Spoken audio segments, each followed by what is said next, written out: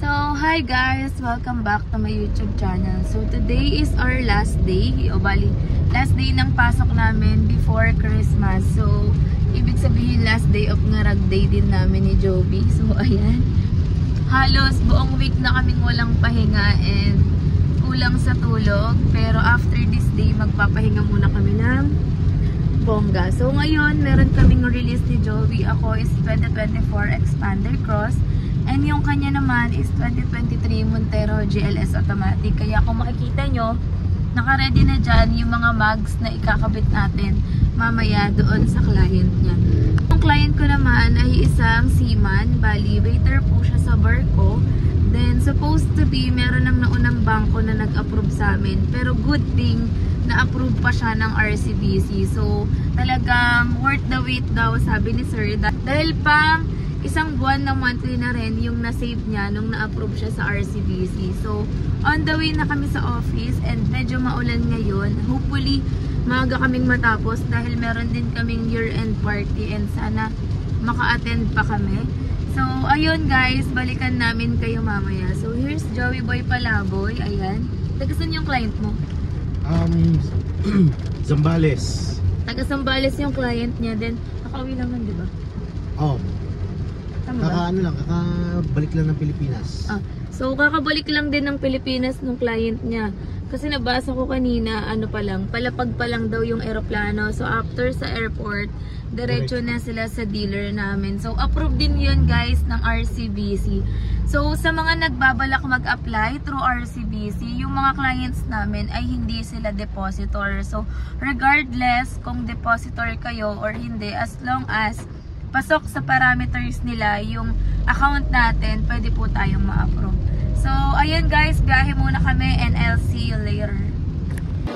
So, ayan guys, umabot kami sa deadline nila sir. Supposed to be kasi hindi pa dapat namin ito marirelease dahil nagpapa-accept pa kami ng documents. Pero ayan, i-release na namin. So, ito yung situation sa amin ngayong month end. Scheduled for release ngayon is 41 units. For today lang yun ha. Ayan. Ayan si sir. Nagsasign na siya. Yung wife niya.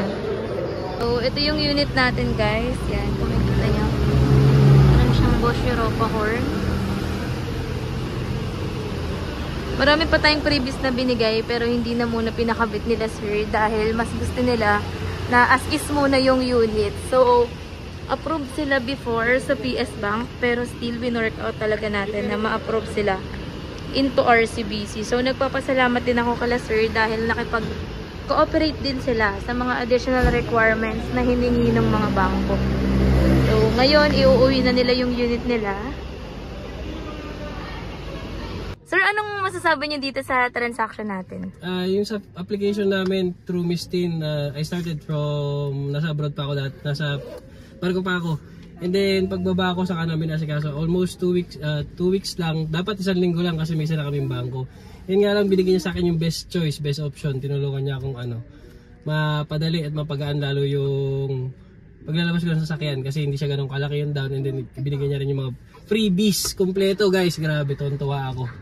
Lumabas lahat, as in lahat. Sobra pa nga kasi dun sa binigay sa akin, walang nakalagay na sensor. May sensor pa akong natanggap. So, legit guys. Kay Miss Tin na tayo, ha?